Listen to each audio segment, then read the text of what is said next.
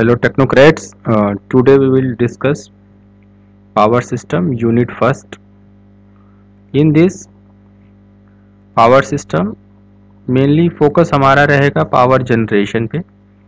आपका जो सिलेबस है फिफ्थ यूनिट में फिफ्थ सेमेस्टर का यूनिट फर्स्ट पावर सिस्टम में फर्स्ट यूनिट में ये डिसाइडेड है इंट्रोडक्शन के लिए basic structure of power system, source of electric energy, conventional and non-conventional, layout of the hydroelectric, thermal and nuclear power plants, concept of generation, combined heat and power, captive power plant। और दूसरा इसमें जो first unit का sub section है इसमें load curve क्या है, आपका लोड ड्यूरेशन कर्व क्या है, concept of connected load, maximum demand क्या है, एवरेज लोड, डिमांड फैक्टर क्या है हमारा, लोड फैक्टर क्या है, diversity factor, utilization factor, plant use factor है क्या, इंस्टॉल्ड कैपेसिटी है, रिजर्व्स क्या है, role of load diversity in power system economy, load sharing between base load and peak load की बात हम करेंगे। तो देखते हैं इसमें सबसे पहले हम समझने की कोशिश करते हैं कि जो हमारा स्ट्रक्चर है बेसिक पावर सिस्टम का। जनरली पावर सिस्टम क्या होता है हमारा, एक तो जनरेशन यूनिट होती है, यहाँ पे जो जी है जनरेशन यूनिट है, और ये वाला जो पैटर्न है ये शो करता है आपका जनरेशन को शो करता है यहाँ तक। इसके बाद हम क्या करते हैं, स्टेप अप करते हैं ट्रांसफार्मर के थ्रू। तो ये ट्रांसफार्मर लगा है, यहाँ पे वोल्टेज हम बढ़ा देते हैं क्योंकि हमारा डिस्ट्रीब्यूशन जो होगा जहाँ पे लोड कनेक्टेड है वो काफ़ी डिस्टेंस पे होता है, 100+ किलोमीटर होता है, 200 किलोमीटर। तो उतने डिस्टेंस तक 11 kV पे जो जनरेशन होता है वहाँ तक अगर हम सेंड करेंगे 200 किलोमीटर की लाइन, 300 किलोमीटर की लाइन, तो बहुत ड्रॉप होगा। तो हम क्या करते हैं, यहाँ से 11 kV से स्टेप अप कर देते हैं 400 kV, 500 kV, 760, ठीक है। इस तरह से हम क्या करते हैं, इंक्रीज कर देते हैं। तो इसके लिए हमको ट्रांसफार्मर चाहिए होता है, पावर ट्रांसफार्मर होता है, वो क्या होता है आपका स्टेप अप करेगा 11 kV से एबव स्टेप अप करेगा। और ये वाली जो लाइन होती है ये ट्रांसमिशन लाइन होती है, ये ट्रांसमिशन लाइन होती है।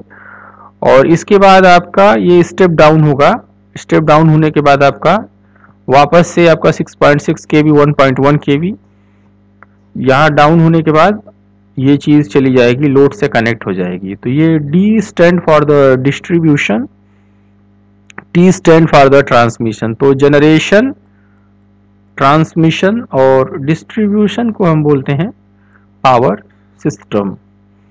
तो G generation unit, T transmission unit, D distribution unit. इसका सिस्टमेटिक जो एक लाइन डायग्राम है इसमें इस तरह से देखते हैं। ये जनरेटिंग सोर्स हो गया हमारा, जनरेशन स्टेशन 11 kV पे जनरेशन होता है, लेकिन अभी जो मॉडर्न है उसमें 25 kV तक अवेलेबल है जनरेशन के लिए।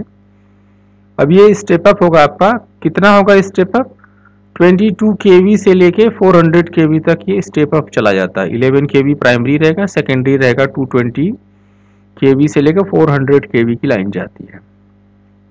Tie line to other systems, जो हमारा दूसरा जनरेटिंग सिस्टम उससे हम इंटरकनेक्ट कर सकते हैं इसको। इसके बाद हमारे पास ये रहेगा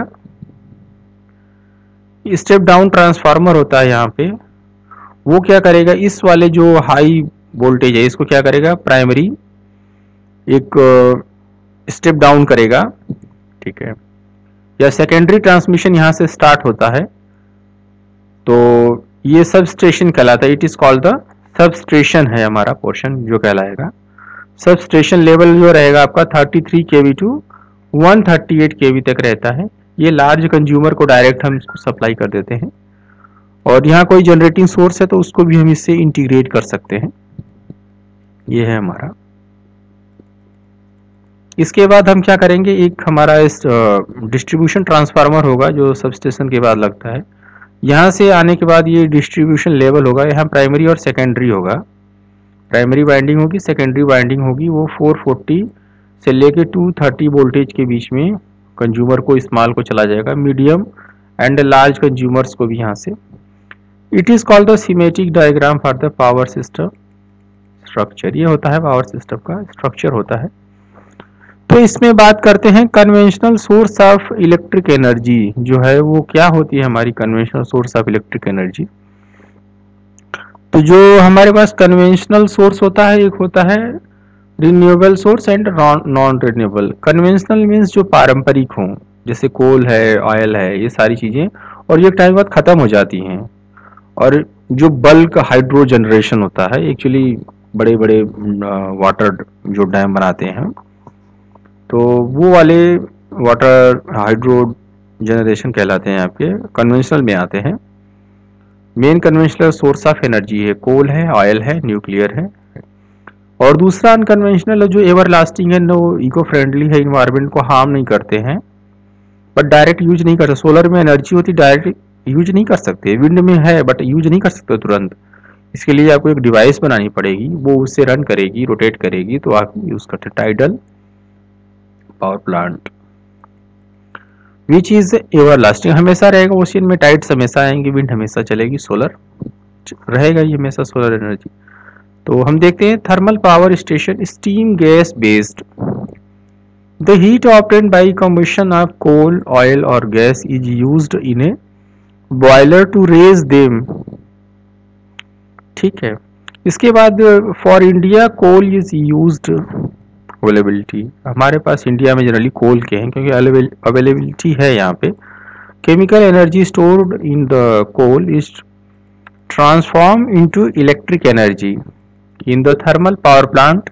The heat released by the combustion of the coal produces steam in the boiler at high pressure and temperature, which when passed through a steam turbine gives off some of its internal energy as mechanical energy. The axial flow type of turbine is normally used with several cylinders on the same shaft. The steam turbine acts as a prime mover and drives the electric generator or alternator. A simple systematic diagram of coal-fired thermal power plant in this figure. You can check here. यहाँ पे हम देख सकते हैं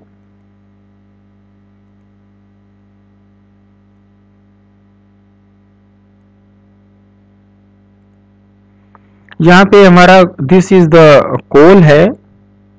ये पल्वराइजिंग mills होती है जिसमें हमारे पास पर्टिकुलर एक साइज में कोल होता है, और यहाँ से क्या होता है आपका बर्नर में ये फिल किया जाता है।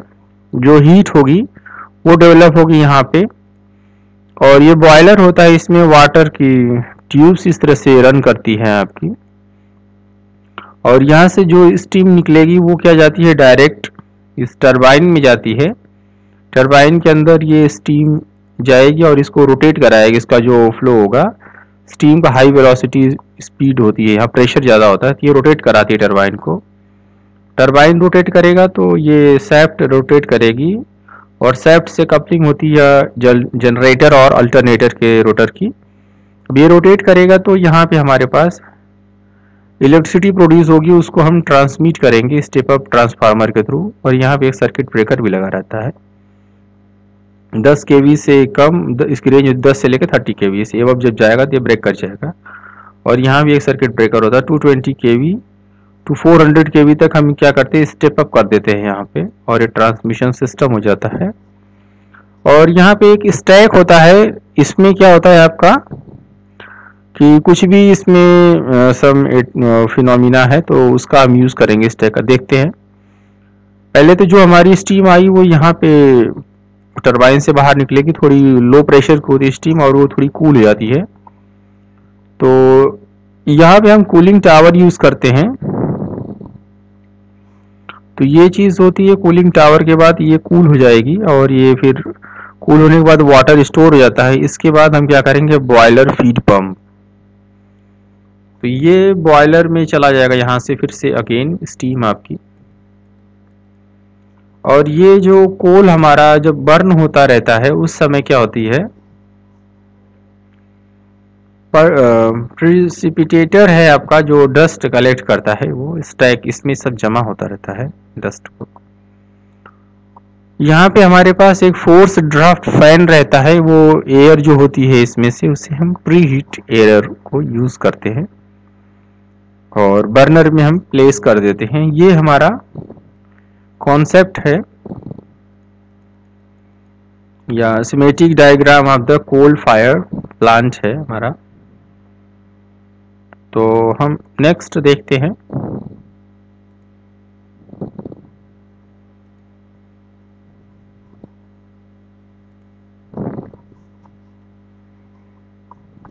गैस टरबाइन की बात करेंगे। Combined cycle gas turbine, the exhaust gas from the turbine still has sufficient heat content which is used to raise steam to run a conventional steam turbine coupled to a generator or CCGT means combined cycle gas turbine। इसमें क्या होता है हमारा same things, ये generator है, generator की coupling किसके through रहेगी, हमेशा गैस टरबाइन के थ्रू रहे, क्योंकि गैस टरबाइन की बात कर रहे हैं। तो हमारे पास क्या रहता है, ये हीट एक्सचेंजर है, हमारे पास स्टीम हीट एक्सचेंजर है। तो हमने क्या यूज किया है, गैस टरबाइन के लिए नेचुरल गैस फीड हम करते हैं यहाँ पे, और हीट एक्सचेंजर के थ्रू यहाँ पे हीट डेवलप होगी, और हमारे पास जो स्टीम है यहाँ से हमको अवेलेबल होगी ही स्टीम की, और स्टीम टरबाइन के थ्रू ये आती है, और यहाँ पे स्टीम जो होगी थोड़ी कूल हो जाएगी या लो प्रेशर स्टीम फिर से वापस कंडेंसर के पास आएगी, और इसे हम क्या करेंगे कूलिंग टावर में प्लेस कर देंगे और पॉन्ड को वहाँ पे स्टोर कर लेंगे, तो वाटर हमारे पास अवेलेबल हो जाएगा कूलिंग टावर के साथ में। अच्छा, स्टीम टरबाइन में जो स्टीम आती है, क्योंकि हमारे पास क्या है, ये कंबाइंड साइकिल गैस टरबाइन है ये, तो इस केस में हम समझ सकते हैं कि हमारे पास स्टीम टरबाइन और गैस टरबाइन दोनों को मिक्स साथ में हम चलाते हैं। तो ये जो स्टीम टरबाइन से जो अल्टरनेटर है वो जनरेट करेगी इलेक्ट्रिसिटी, उसको हम ग्रिड ट्रांसफॉर्मेशन के थ्रू भेज देंगे और यहाँ से ग्रिड चला जाएगा। यहाँ पे 400 kV या उससे एबव हम क्या करते हैं यहाँ पे ग्रिड में भेज देते हैं सप्लाई। वैसे ही गैस टरबाइन के थ्रू जो होगा वो जनरेटर को हम ग्रिड ट्रांसफार्मर के थ्रू भेज देते हैं। ये generator this and this generator are connected in the parallel. The CCGT plant has a fast start 2 to 3 minutes for gas turbine. तो हम देख सकते हैं 2 से 3 मिनट में गैस टरबाइन के लिए है, 20 minute for the steam turbine, steam के लिए 20 मिनट्स चाहिए होता है। Local storage tank of gas can be used in case of gas local storage tank gas can be used in case of gas supply interruption। जब भी हमारी gas supply interruption होगी तो हम यूज कर सकते हैं। The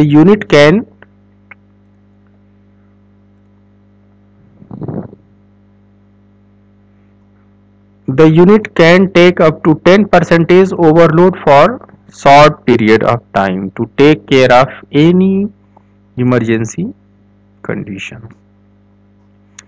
इसके बाद अगर हम बात करते हैं तो this is the hydro electric power generation. Hydro electric power generation में हमारे पास रिजर्वायर होता है, this is the reservoir, this is the headworks है, स्पिलवे है हमारा, यहाँ पे सर्ज चैम्बर हमारे पास रहता है, सर्ज चैम्बर, और यहाँ पे वॉल हाउस है,